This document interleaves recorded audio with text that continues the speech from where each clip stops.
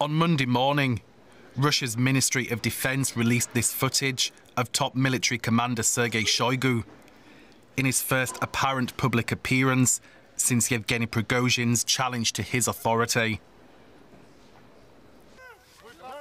The Wagner boss left Rostov in a flurry of handshakes and cheers late Saturday. The Kremlin appeared to take the path of forgiveness for the military leader and the thousands of Wagner troops under his command. But many doubt Putin will let such an open act of rebellion go unchallenged.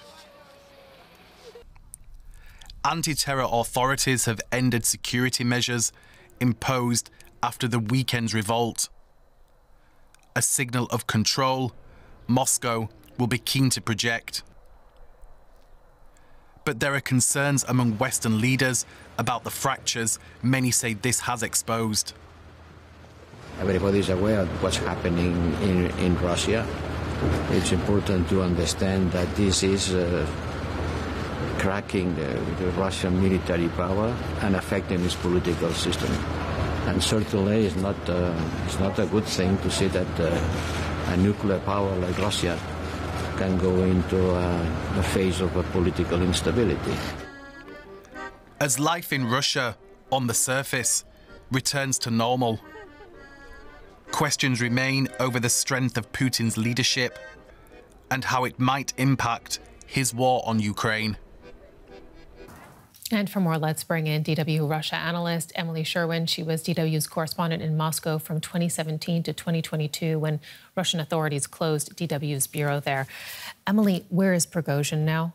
So we don't really know where Prigozhin is or what's happening to him. We know that the FSB initially opened a criminal case against him for organizing this armed uprising. That case was then closed. As we heard, Dmitry Peskov from the Kremlin has said that he's going away to Belarus. We don't know what he'll be doing there. We do know that initially Putin himself called him a traitor following these mutinous events, but then essentially he was pardoned. This case was dropped.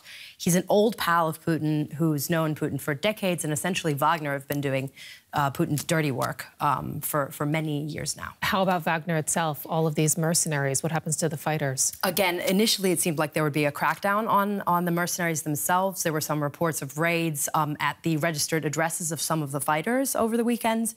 Now this case, again, has been dropped.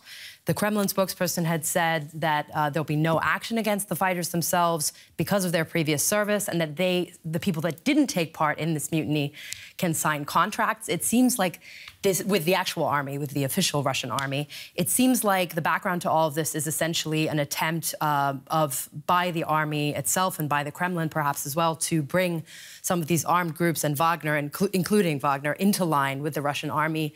The defense minister, Sergei Shoigu, ordered in early June all volunteer groups to sign official contracts with the Russian army. And it seems like some of the background to this might have also been kind of Prigozhin trying to avoid being brought into line, so kind of an internal power struggle there as well.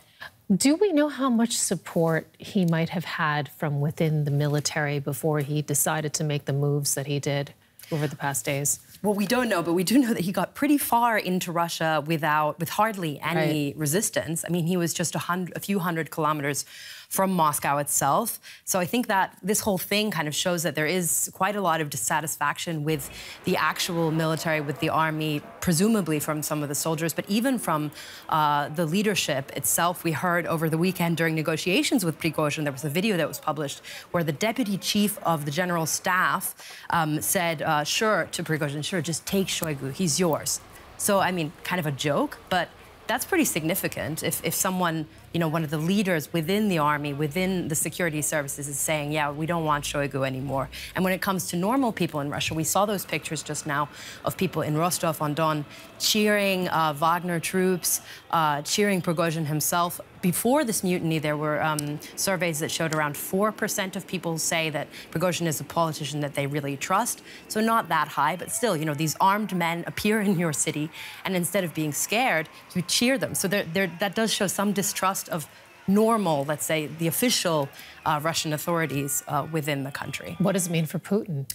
I think it means several things. First of all, we saw now that it's possible to launch an armed mutiny against, basically within the country, almost kind of civil war-like mutiny. Even Putin himself kind of alluded to the civil war that happened just after the revolution in 1918, excuse me, in his speech. And, you know, he almost marched to Moscow. He might not have control of his own elites, so there's some infighting that we've now seen kind of rise to the surface.